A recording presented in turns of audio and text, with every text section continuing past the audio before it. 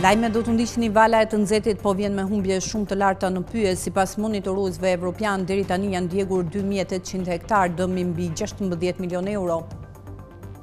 Fluksi i lartë turistik ka zgjeruar djeshëm ofertën e punës. Sipas Instat, në ver sektori krijon mundësi të shumta për të rinë punkërkues.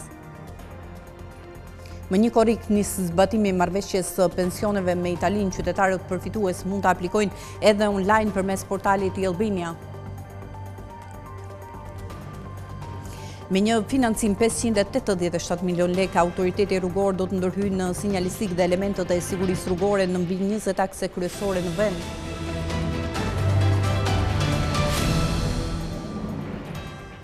Zonja dhe zotrinj, ju përshëndes, mirë se erdhët në edicionin informativ të orës 15 këtu në Skan Televizion për të njohur me zhvillimet ekonomike të ditës.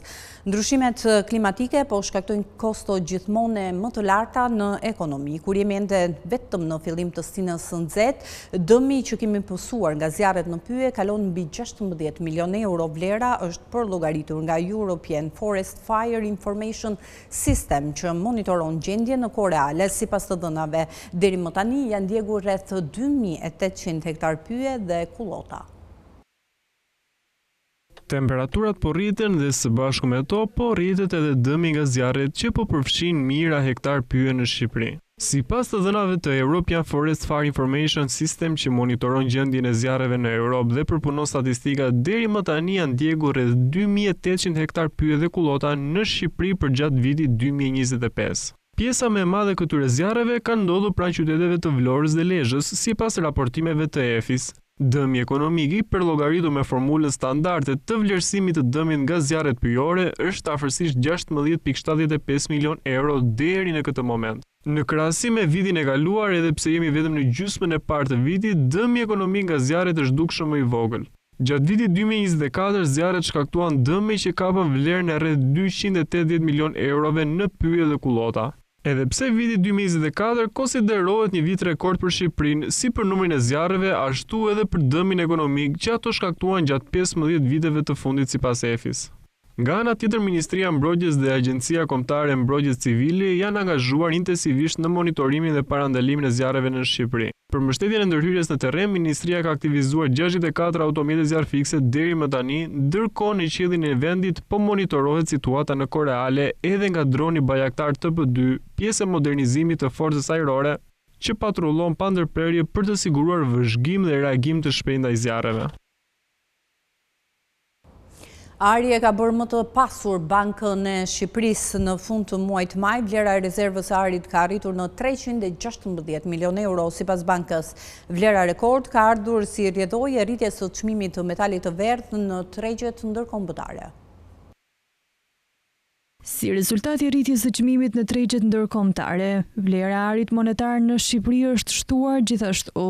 Të dhënat më të fundit nga Banka e Shqipërisë tregojnë se ari monetar arriti në 316 milion euro në fund të muajit maj, duke u rritur kështu me 1% në krahasim me prilin dhe 34.4% krahasuar me të njëjtin muaj të vitit e kaluar. Në total, në fund të muajit maj, mjetet e rezervës ku përfshihen ari monetar SDR-ja, pra të drejtat të veçanta të tërheqjes dhe titujt e borxhit, kapi një shifër prej 6.78 miliard eurosh. Pra, rezerva valutore është rritur me 23% llogaritur me majin e vitit të kaluar. Ari përbën 4.66% të rezervës valutore në total, që është niveli më i lartë i arritur prej vitesh. Nëse bëjmë një krahasim të majit që prej vitit 2020, ku ari monetar zinte vetëm 3.9% të totalit të rezervës, vërim se pesha që zë ari monetar në rezervën valutore ka pësuar një rritje të konsiderueshme nga viti në vit, duke arritur në rekorde historike në 2025-ën. Në fund të dhjetorit 2024, stoku i rezervës valutore bruto prej 6.26 miliard eurosh përfshin edhe arin monetar prej 108.51.000 onz ose 3.38 ton. Referuar kursit zyrtar të këmbimit, një onz ar është këmbyer me 281.000 lekë gjatë muajit qershor. Një nga rolet kryesore të arit për banka qendrore është diversifikimi i rezervave të tyre.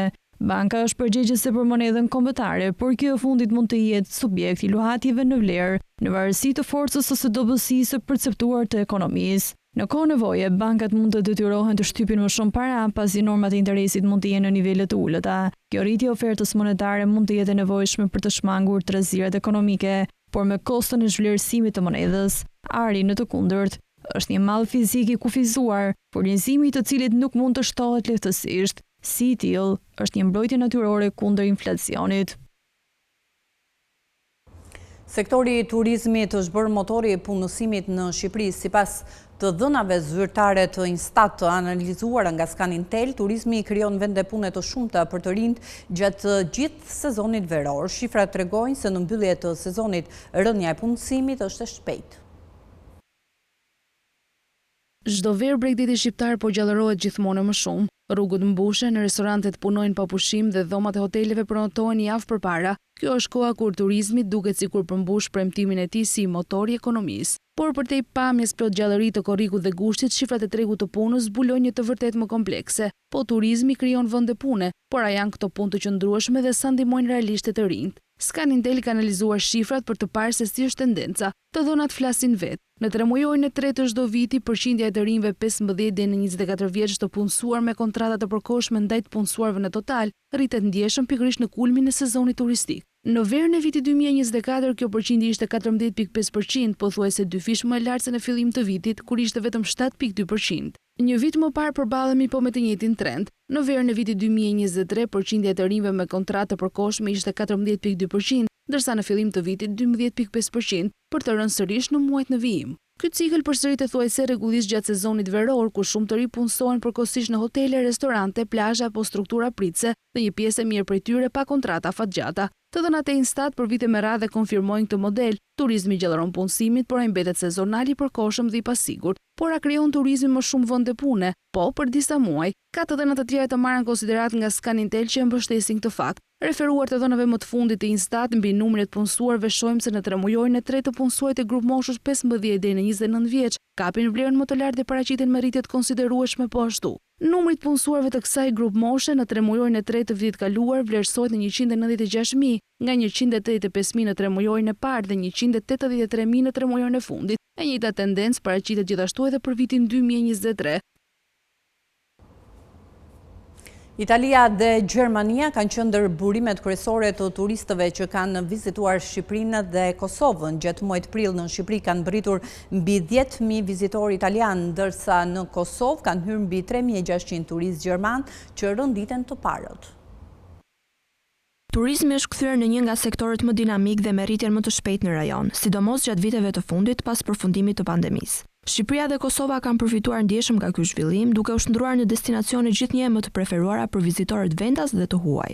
Kostot më të lira, shtimi i linjave ajrore dhe përmirësimi i infrastrukturës turistike janë vetëm disa nga indikatorët që dëshmojnë për këtë progres. Statistikat mujore të lëvizjes së qytetarëve dhe turistëve tregojnë një qarkullim intensiv, sidomos mes Shqipërisë dhe Kosovës, ku bashkëpunimi dhe shkëmbimet kulturore e turistike kanë qenë gjithnjë të forta dhe të qëndrueshme. Sipas një analize të publikuar nga Scanintel, muaji prill është marrë në shqyrtim për të pasuruar gjendjen aktuale të turizmit mes dy vendeve. Të dhënat e Institutit të Statistikave tregojnë se gjatë muajit prill, në Shqipëri janë regjistruar rreth 213.000 vizitorë në strukturat akomoduese, nga të cilët mbi 64.000 ishin turistë të huaj. Në të njëjtën kohë, sipas Agjencisë së Statistikave të Kosovës, numri të huajve që kanë vizituar Kosovën në prill ka qenë afro 32.000.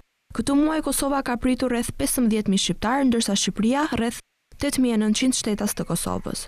Kur bëhet fjalë për turistët e huaj, Shqipëria ka pritur më së shumti vizitorë nga Italia, që përfaqësojnë rreth 10.200 të totalit të vizitave në prill, e ndjekur nga Kosova në vendin e dytë. Ndërkohë nga Gjermania kanë ardhur rreth 5.100 vizitorë dhe nga Mbretëria e Bashkuar 3.842 të tillë. Kosova nga ana tjetër, përveç shqiptarëve të Shqipërisë që mbeten grupi më i madh i vizitorëve, janë regjistruar mbi 3.600 turistë gjerman, ndërsa Turqia dhe Zvicra vijojnë të jenë gjithashtu burime të rëndësishme të turistëve për Kosovën, me përkatësisht 3.066 dhe 3.021 vizitorë. Këto shifra janë dëshmi e qartë se turizmi po bëhet një motor kyç zhvillimi për të dyja vendet. Shqipëria dhe Kosova jo vetëm që po rrisin numrin e vizitorëve, po ndërtojnë një profil të qëndrueshëm turistik, i cili mbështetet në vlera natyrore, kulturore dhe mikpritjen tradicionale. Me investime të vazhdueshme, promovim strategjik dhe theks të veçantë në turizmin e qëndrueshëm, të dy vendet ka potencialin të pozicionohen njësisht në hartën ndërkombëtare të turizmit, si destinacione të vërteta autentike dhe atraktive. Nga nesër më një korrik një zbatimin marrëveshja njojës pensioneve mes Shqipërisë dhe Italisë. Qytetarët që kanë mbushur moshën e pensionit mund t'i drejtohen zyrave të sigurimeve shoqërore në Itali dhe Shqipëri për të përfituar. Presidenti i shoqatës Diaspora 91-19 Esad Balla tha për televizionin Skan se në Itali ka pasur disa vonesa që nuk e ndikojnë gjithsesi procesin. Marrëveshja e pensioneve mes Shqipërisë dhe Italisë hyn në fuqi duke nisur nga një korriku.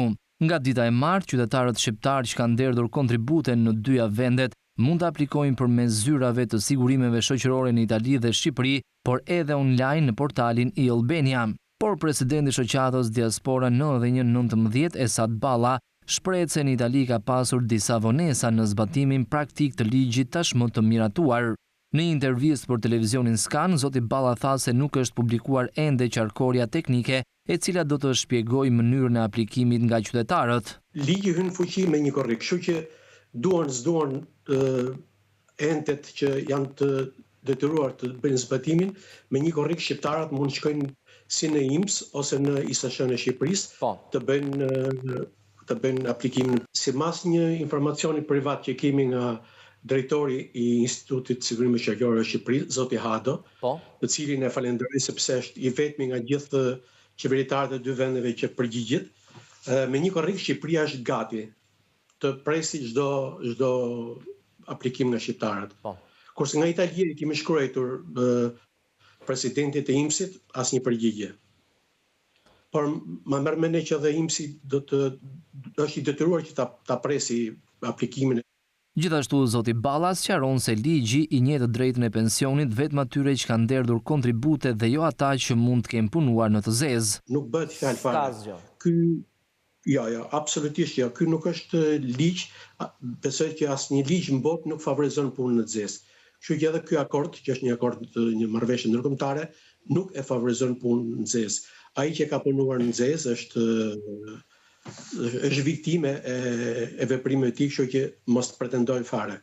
Instituti i Sigurimeve Shoqërore në Shqipëri ka njoftuar se i ka marrë të gjitha masat për të përballuar fluksin e mundshëm të aplikimeve. Të gjithë qytetarët mund të bashkojnë periudhat e sigurimit në dy shtetet në mënyrë që të mos humbasin asnjë kontribut pavarësisht kohës dhe vendit. Për të marrë pension në Itali duhen minimalisht 20 vite punë, ndërsa në Shqipëri duhen 15 vite. Por me këtë marrëveshje, të gjithë ata që nuk plotësojnë kushtin e viteve të punës kanë mundësi të përfitojnë sepse vitet bashkohen. Autoriteti rrugor planifikon të ndërmarrë një ndërhyrje të gjerë për të rritur sigurinë rrugore. Me një fond prej 587 milion lekë përmirësime do të prekin më shumë se 20 takse në 3 rajonet e vendit. Të dhënat e plota i sjell kronika në vijim. Me një fond limit prej 587 milion lekësh, autoriteti rrugor shqiptar planifikon të ndërhyjë në përmirësimin e sinjalistikës dhe elementeve të sigurisë rrugore në disa nga akset kryesore të vendit. Sipas dokumenteve të tenderit, projektet parashikojnë përmirësimin e sinjalistikës horizontale dhe vertikale, ndriçimit dhe elementeve të tjerë të sigurisë, siç janë sinjalet e largësisë metrike. Ndërhyrjet do të konsistojnë në rifreskim, plotësim apo shtimin e elementeve që mungojnë ose janë dëmtuar ndër vite. Ndërhyrjet rrugore do të shtrihen në disa akse, të ndara në 3 rajone kryesore. Në rajonin verior, ndërhyrja do përfshijë segmentet Milot Hani Hotit, Milot Lezhë Shkodër, Qaf Mali Fjerës dhe Qaf Bualli Ura e Cerenecit. Në rajonin Qendër Perëndim Tiranë, projektet do zbatohen në akset Bishti Zhurit Elbasan, Cërik Belsh, Belsh Kosovë Vogël, Fjerë Shegan Kozar, City Park Durrës dhe Banj Gramsh. Ndërkohë, në rajonin jugor Gjirokastër, ndërhyrje do fokusohen në rrugët Tepelenkus Markuç, Qeparo Ura e Laskos, Ura e Leklit Këlcyr Përmet, Levan Kufi Mallakastër e të tjerë. Sipas ARSH, projekti është hartuar mbi bazën e vlerësimeve të specialistëve të projektimit, por edhe në konsultim me përfaqësues të policisë rrugore, për të adresuar të gjithë faktorët që ndikojnë në sigurinë rrugore. Autoriteti rrugor thekson se këto ndërhyrje janë të shpejta dhe me ndikim të menjëhershëm, duke kontribuar në uljen e aksidenteve dhe përmirësimin e përvojës për përdoruesit vendas dhe të huaj të rrugëve. Indeksi global I paqes për vitin 2025 si realizuar nga Instituti për Ekonominë dhe Paqen tregon se Shqipëria është bërë më pak paqësore krahasuar me vitin e kaluar. Vendi ka rënje në pikëzim, por gjithsesi kuotohet më lart në raport me disa vende të tjera të rajonit.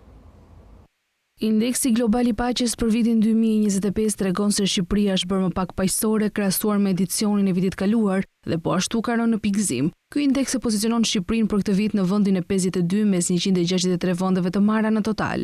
Në hartën globale vendi ynë përcaktohet me ngjyrë të kaltër të lehtë, çka do të thotë se është vendosur krah shteteve të cilat kanë punuar me paqen dhe kanë nivel të lartë të saj. Shqipëria ka grumbulluar gjithsej 1.812 pikë nga 1.809 pikë që ishte gjatë edicionit kaluar. Sipas raportit, sa më afër numrit një të jetë vlerësimi në pikë aq më paqësor është vendi. Krahasuar me vendet e rajonit, Shqipëria rënditet e treta duke lënë pas Malin e Zi dhe Maqedoninë e Veriut. Mali I Zi rënditet I pari në rajon duke u pozicionuar në vend të 34, pas tij rënditet Maqedonia e Veriut në vend të 51. Bosnia Hercegovina, Kosova dhe Serbia rënditen të fundit në rajon përkatësisht në vend të 59, 63 dhe 64.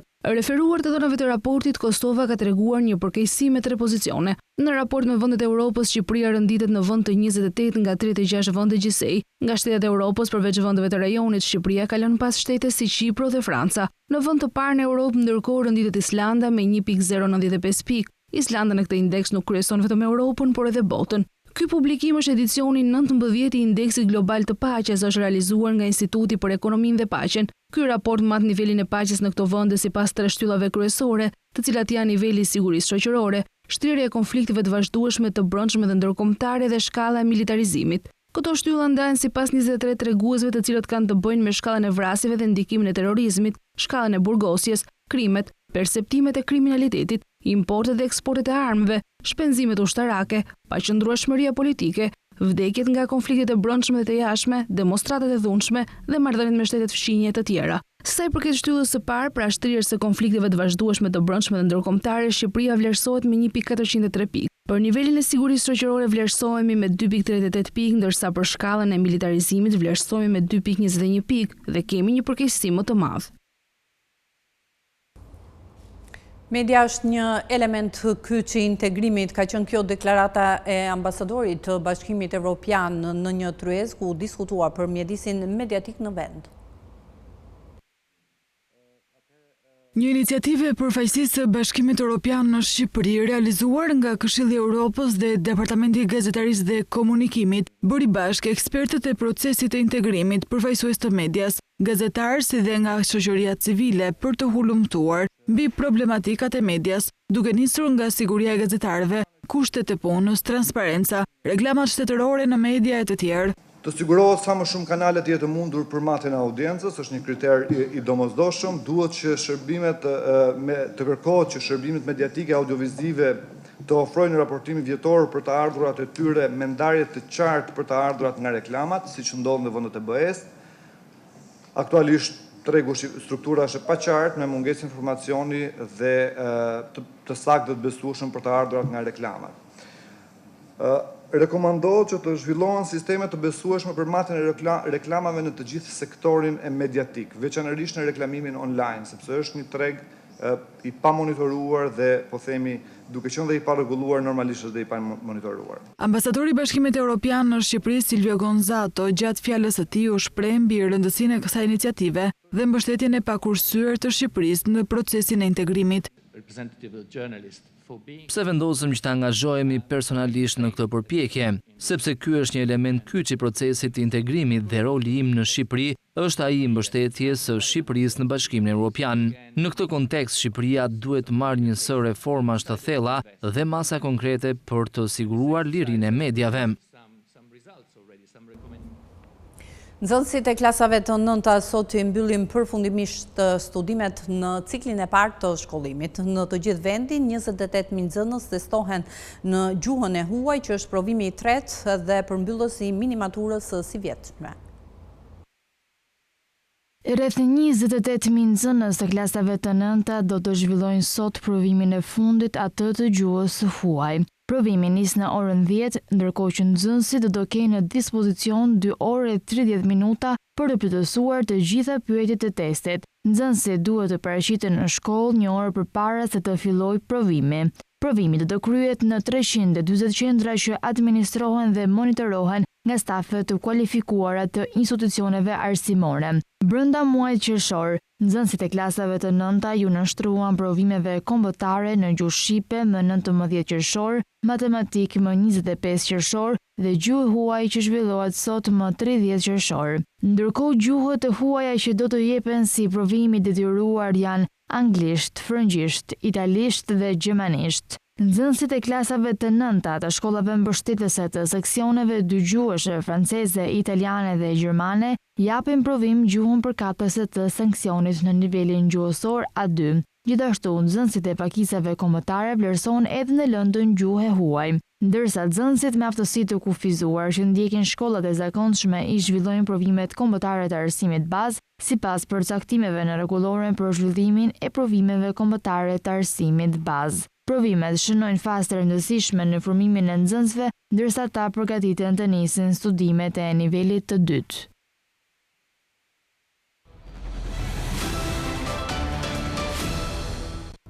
Një takim midis liderëve të Ballkanit Perëndimor dhe atyre të Bashkimit Evropian zhvillohet sot dhe nesër në kryeqytetin Maqedonas Shkup. Diskutimet do të përqendrohen në përfitimin e financimeve të tjera nga plani i rritjes ekonomike. Ditën e sotme po zhvillohet një takim në Shkup midis 6 liderëve të Ballkanit Perëndimor dhe atyre të Bashkimit Evropian. Fokusi i këtij takimi do të jetë plani i rritjes ekonomike, i cili u miratua në prill të vitit të kaluar. Rreth orës 9:30 kanë bëritur liderët e Ballkanit Perëndimor, ndërsa në 10 ka nisur punimet paneli i parë. Takimi u hap me një fjalim të kryeministrit aktual të Maqedonisë së Veriut, Hristijan Mickoski, dhe të komisionerës së Bashkimit Evropian për zgjerimin Marta Kos. Në total, vendet e Ballkanit Perëndimor do të përfitojnë 6 miliardë euro nga kjo paketë, ndërsa Serbia dhe Bosnia-Hercegovina janë dy shtete që do të marrin më shumë kredi dhe grante. Nga ana tjetër, deri në vitin 2027, Shqipërisë pritet të shpërndahen 922 milion euro nga plani i rritjes ekonomike. Shqipëria, Serbia, Maqedonia e Veriut, Mali i Zi kanë përfituar tashmë nga parafinancimet e planit të rritjes ekonomike, ndërsa Kosova, Bosnia dhe Hercegovina janë dy shtetet e tjera të rajonit që nuk kanë marrë akoma asnjë qindark të vetme. Konkretisht në mars të këtij viti, vendi ynë do të përfitonte 64.5 milion euro parafinancim nga plani i rritjes ekonomike, si mbështetje për buxhetin e shtetit, për realizimin e reformave në kuadër të agjendës kombëtare të reformave dhe për investime në infrastrukturë. Plani i rritjes ekonomike përfshinte si parakush për përfitimin e financimit, përgatitjen e një agjende kombëtare reformash. Bosnia dhe Hercegovina nuk e ka ndërzuar ende agjendën e kërkuar të reformave tek autoritetet evropiane, prandaj nuk kanë marrë asnjë parafinancim. Ndërsa për sa i përket Kosovës, kjo e fundit nuk ka një vend të konstituar për të ratifikuar marrëveshjen e nevojshme për përfitimin e fondeve. Takimi pritet të zgjasë edhe ditën e nesërme, teksa përfitimi i fondeve të tjera nga kjo paketë dhe ardhmja e vendeve tona në Bashkimin Evropian do të vijojnë të jenë qendra e diskutimeve.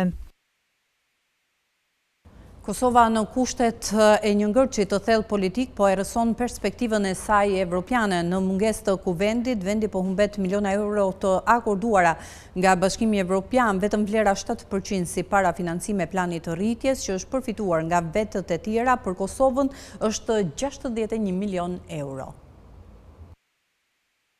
Kosova rrezikon të mbetet pas në garën për miliona euro të Bashkimit Evropian, ndërsa fqinjet e saj kanë nisur të përfitojnë. Blokada politike pas zgjedhjeve parlamentare po i kushton vendit miliona euro nga plani i rritjes i BE-s për Ballkanin Perëndimor. Paketa 6 miliardë euro është miratuar në fund të vitit 2023. Planet kanë qenë që shpërndarja e tyre të niste në fund të vitit të kaluar, por është shtyr për disa muaj. Më 21 qershor Serbia është bërë vendi i fundit pas Maqedonisë së Veriut, Shqipërisë dhe Malit të Zi, që ka njoftuar se ka marrë financimet e para nga BE-ja në vlerë prej 51.66 milion euro. Në Kosovë, problemi është se vendi nuk ka kuvend të konstituar për të ratifikuar marrëveshjen e nevojshme për përfitimin e fondeve. Marrëveshjet e tilla kanë karakter të marrëveshjeve ndërkombëtare, ndaj edhe duhet të ratifikohen në kuvend me 2/3 e votave. Përkundër zgjedhjeve përpjekjeve, deputetët nuk kanë arritur të konstituojnë kuvendin, nga plani i rritjes që mbulon periudhën nga viti 2024 deri më 2027. Kosova mund të përfitojë mbi 880 milion euro. Mbi 250 milion do t'i jepen grant pa kthim, ndërsa pjesa tjetër në formë kredie të butë. Pjesa prej 7% si parafinancim që tashmë u është dhënë 4 vendeve ballkanike për Kosovën i bie tjetër 61 milion euro. Financimet synojnë për afrimin e 6 ekonomive ballkanike me atë të BE-s, ku të gjithë synojnë të antarësohen.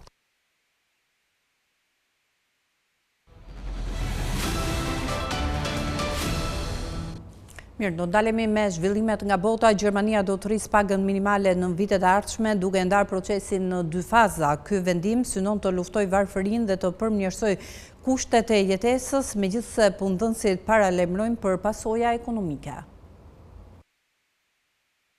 Paga minimale e Gjermanisë do të rritet nga 12.82 euro në orë në 14.60 euro deri në vitin 2027 në 2 faza. Në fillim të 2026-s, rroga bazë ligjore që u paguhet punonjësve duhet të rritet së pari në 13.90 euro përpara se të rritet në 0.70 euro të tjera një vit më vonë. Komisioni i pagës minimale, i përbërë nga përfaqësues të lartë të sindikatave dhe punëdhënësve, voton për rregullimet çdo 2 vjet, duke marrë parasysh rritjen e pagave. Sipas kreut të komisionit, rritjet e propozuara të këtij viti u mbështeten unanimisht. Në fushatën që i parapriu zgjedhjeve federale të shkurtit, socialdemokratët e Gjermanisë, tani një partner i vogël në qeverinë e re të koalicionit, kishin premtuar të rrisnin pagën minimale në 15 euro. 15 euro është minimumi për një jetë me dinjitet, kur çdo që punon me kohë të plot nuk duhet të jetë i detyruar të plotësojë të ardhurat e tij ose të jetojë në varfëri gjatë pleqërisë, thanë përfaqësuesit e SPD-s. Një pagë minimale ligjore konsiderohet një mjet i rëndësishëm për të luftuar varfërinë sipas shifrave zyrtare. 15.5% e popullsisë ose rreth 13.1 milion gjerman ishin në rrezik varfërie vitin e kaluar. Bashkimi Evropian përcakton se kushdo që fiton më pak se 60% të ardhurave mesatare të një popullsie është në rrezik varfërie. Në Gjermani kjo do të vlente për familjet që fitonin 1.378 euro ose më pak në muaj pas taksave dhe kontributeve të sigurimeve shoqërore. Në anën tjetër, punëdhënësit kishin paralajmëruar për pasojat serioze ekonomike të një rritje të konsiderueshme të pagës minimale. Sa ka që Gjermania po ashtu synon të shtojë partneritetin me Izraelin për të forcuar mbrojtjen kibernetike. Berlini planifikon krijimin e një kupole për të ndalur sulmet digjitale të kundërshtarëve si Rusia dhe Kina.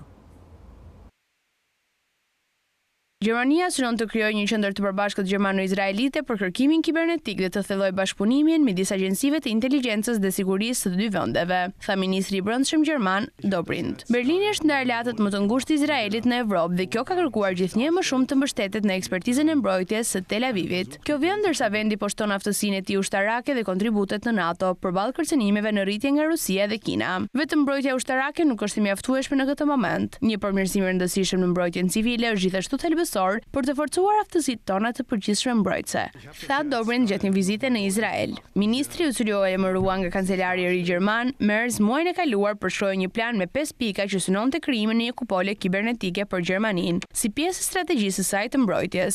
Plani specifikon ndërtimin e një qendre të përbashkët gjermano-izraelite për kërkime në këtë sektor, forcimin e bashkëpunimit në mbrojtjen digjitale, zgjerimin e mbrojtjes gjermane kundër dronëve, si dhe zhvillimin e një sistemi strehimesh civile dhe paralajmërimesh emergjente, si ai përdorur në Izrael gjatë luftës me Iranin. Më herët, burime nga kryeministria e Bavarisë bën thirrje për blerjen e 2000 raketave mbrojtëse për të pajisur Gjermaninë me një sistem kupole të hekur të ngjashëm me teknologjinë e raketave me rreze të shkurtër veprimi që disponon Izraeli. Prodhimi i makinave në Mbretërinë e Bashkuara në nivelin më të ulët që nga viti 1949 kryesisht për shkak të tarifave amerikane. Marrëveshja e re me Shtetet e Bashkuara të Amerikës për uljen e taksave të importit dhe mbështetja e qeverisë britanike pritet të sjellin përmirësime në këtë sektor. Prodhimi i makinave në Mbretërinë e Bashkuar në muajin maj ra në nivelin më të ulët që nga viti 1949, ndërsa tarifat amerikane goditën eksportet. Prodhimi ra me gati 1/3 nga një vit më parë në 49.810 njësi, sipas shoqatës së prodhuesve dhe tregtarëve të motorëve, duke përjashtuar periudhën e pandemisë në vitin 2020. Kjo ishte shifra më e ulët në 76 vitet e fundit. Eksportet në SBA u përgjysmuan ndërsa tarifat e presidentit Donald Trump detyruan disa prodhues automjetësh në Mbretërinë e Bashkuar të ndalonin dërgesat. Megjithatë, taksat e importit të SBA-s për makinat në Mbretërinë e Bashkuar do të ulen deri në fund të qershorit, duke rikthyer optimizmin në treg. Rënja e eksporteve në Shtetet e Bashkuara erdhi pasi administrata Trump njoftoi tarifa të reja për 25% për makinat dhe pjesët e tyre në muajin mars. Kjo kërkesë detyroi menjëherë shumë prodhues të ndalonin dërgesat, tha shoqata. Land Rover pezulloi dërgesat në SBA në periudhën prill, ndërsa Aston Martin uli eksportet. Pjesa e SBA-s në tregun eksportues në Mbretërinë e Bashkuar ra nga 1,5 tanë pak më shumë se 1,10 në maj. Prodhimi u godit gjithashtu edhe nga përpjekjet e fabrikave për të përshtatur me ndërtimin e makinave elektrike. Në maj, SBA-ja dhe Mbretëria e Bashkuar arritën një marrëveshje që përfshinte uljen e taksave të importit për 100.000 makina britanike në vit nga 25% në 10%. Kjo përputhet me numrin e automjeteve që Mbretëria e Bashkuar eksportoi vitin e kaluar. Çdo makinë eksportuar mbi kuotën do të nënshtrohet një takse për 27.5%. Shoqata e prodhuesve tha gjithashtu se strategjia industriale e Mbretërisë së Bashkuar e shpallur së fundmi përfshin kosto më të ulta të energjisë për prodhuesit dhe një fond për 2.5 miliard poundësh për kapitalin dhe zhvillimin e automobilave. Kanadaja anulloi taksën digjitale 3% ndaj kompanive të teknologjisë amerikane për të shmangur përplasjen tregtare me Shtetet e Bashkuara. Ky vendim erdhi pasi Trump kërcënoi me tarifa të reja ndaj mallrave kanadeze. Kanadaja anulloi taksën e shërbimeve digjitale që synonte firmat e teknologjisë amerikane vetëm disa orë përpara se të hynte në fuqi në një përpjekje për të çuar përpara negociata tregtare me Shtetet e Bashkuara. Kryeministri kanadez Mark Carney dhe presidenti i SBA-s Donald Trump do rifillojnë negociatat tregtare në mënyrë që të bien dakord për një marrëveshje deri më 21 korrik, tha Ministria e Financave e Kanadas në një deklaratë. Trump ndërpreu papritur bisedime tregtare të premten për shkak të taksës që synonte firmat e teknologjisë amerikane, duke thënë se ishte një sulm i hapur. Ai përsëriti komentet e tij të dielën, duke u zëtuar të vendoste një normë të re tarifore për mallat kanadeze brenda javës së ardhshme, veprim që kërcënoi të shtynte marrëdhëniet SBA-Kanada përsëri në kaos. Tensionimi i bisedimeve tregtare vjen pasi të dy udhëheqësit u takuan në mbledhjen e G7 në mesin e qershorit dhe Carney tha se ata kishin rënë dakord të përfundonin një marrëveshje të re ekonomike brenda 30 ditëve. Taksa digjitale e Kanadas planifikonte 3% të ardhurave nga shërbimet që një firmë merr nga përdorësit kanadez nëse ato kalojnë $20 milion në një vit. Kjo taksë do të zbatohet edhe për vitet e mëparshme, duke nisur nga viti 2022. Vendimi do kishte prekur firmat e mëdha të teknologjisë amerikane, duke përfshirë Amazon, Meta, Google dhe Apple. Kanadaja është partneri i dytë më i madh tregtar i SBA-s pas Meksikës dhe blerësi më i madh i eksporteve amerikane. Shteti bleu $349.4 miliard mallra amerikane vitin e kaluar dhe eksportoi $412.7 miliard në SBA.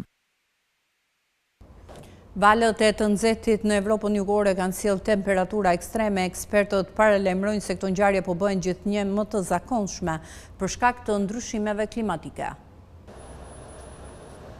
Valet e mëdha të nxehtit në të gjithë Europën jugore kanë shtyrë temperaturat mbi 40 gradë Celsius në disa vende, duke përfshirë Italinë, Spanjën dhe Greqinë, ndërsa autoritetet lokale lëshuan paralajmërime të reja kundër rrezikut të zjarreve. Ekspertët e lidhin frekuencën dhe intensitetin në rritje të këtyre valëve të nxehtësisë me ndryshimet klimatike, duke theksuar se ngjarje të tilla ekstreme të motit po bëhen gjithnjë më të zakonshme në rajonin jugor të Evropës. 2/3 e Portugalisë ishin në gjendje alarmi për shkak të kushtave ekstreme dhe zjarreve me temperatura që pritej të arrinin 42 gradë Celsius në Lisbon. Në Italinë, në disa rajone si Lazio, Toskana, Kalabria, Puglia dhe Umbria po planifikonin anullimin e disa aktiviteteve në natyrë gjatë orëve më të nxehta të ditës. Sindikatat italiane nxitën qeverinë të zgjeronte masa të tilla në nivel kombëtar. Të dielën Ministria Italiane e Shëndetësisë vendosi 21 nga 27 qytete të monitoruara në gjendje alarmi, duke përfshirë destinacionet kryesore të pushimeve si Roma, Milano dhe Napoli. Në Spanjë, vendasit dhe turistët po vuanin nga temperaturat deri në 42 gradë Celsius në qytetin jugor të Seviljes, por edhe në qytetet të tjera në pjesët jugore dhe qendrore të vendit regjistruan shifra të ngjashme.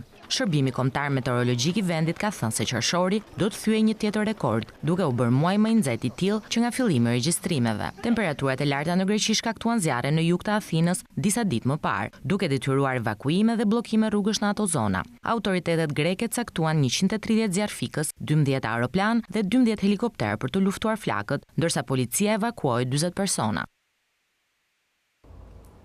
Temperaturat ekstreme të përkeqësuara nga kriza klimatike rrezikojnë seriozisht shëndetin e njeriut. Zemra dhe trupi nuk mund të përballojnë valët e vazhdueshme të nxehtësisë, duke rritur rrezikun e pasojave fatale. Ndodhemi në mes të një krize klimatike dhe temperaturat ekstreme do të vazhdojnë të përkeqësohen në dekadat e ardhshme. Valet e nxehtësisë konsiderohen si ngjarjet më vdekjeprurëse klimatike, sepse trupat tanë nuk janë të projektuar për të bërë ballë temperaturave ekstreme dhe veçanërisht për periudha të zgjatura. Rreziku i vdekjes sigurisht është dukshëm më i lartë për individët e brisht si të moshuarit, pacientët me sëmundje të zemrës, fëmijët dhe kategori të tjera, por edhe një person i ri i shëndetshëm mund të humbasë jetën për shkak të nxehtësisë. Ende nuk ka një përgjigje përfundimtare për temperaturën maksimale që trupi i njeriut mund të tolerojë, por profesorët e Universitetit të Rompton në Mbretërinë e Bashkuar po kryejnë eksperimente për të kuptuar se cili është pragu jetësor. Në veçanti ata po përshëndrohen në shkallën metabolike bazale, një masë e energjisë që trupi përdor për të vazhduar funksionimin. Sipas tyre në kushte të nxehta dhe të lagshta, kjo shkallë metabolike rritet ndjeshëm dhe temperatura kritike maksimale për trupin e njeriut është diku midis 40 dhe 50 gradë Celsius. Studimi tregoi se shkalla minimale metabolike në qetësi rritet me 35% me një ekspozim ndaj temperaturës 40 gradë dhe lagështi relative për 25%, ndërsa shtohet në 48% me një temperaturë për 50 dhe 50% lagështi relative. Rrajet e zemrës 64%, ventilimi për minutë 78% dhe djersitja 74%, gjithashtu u rritën ndjeshëm në kushtet më ekstreme të eksperimentit, që përfshinte 13 subjekte të reja dhe të shëndetshme. Nxehtësia ekstreme shkakton zgjerimin e enëve të gjakut dhe një ulje të presionit duke detyruar zemrën të punojë më fort për të ruajtur ekuilibrin e parametrave jetësor. Është e qartë se kjo gjendje mund të çojë në goditje notruese atak në zemër, veçanërisht te subjektet e predispozuara, por dhe në kushte ekstreme mjedisore. Goditja nga presioni mund të prekë dhe një person krejtësisht të shëndetshëm. Sipas studimit të revistës prestigjioze shkencore The Lancet, u përcaktua se në 20 vitet e fundit vdekjet e lidhura me nxehtësinë janë rritur me 68%. Kemi bërritur në fund të këtij edicioni informativ. Të tjera zhvillime i gjeni duke klikuar në faqen tonë të internetit skantv.al, ku mund të gjeni gjithçka mbi ekonominë, bankat, sigurimet, tregjet financiare e të tjerë. Faleminderit që na ndoqët, bashkë ndajemi këtu për të ritakuar në orën 16 në emisionin Box to Box. Qëndroni me ne.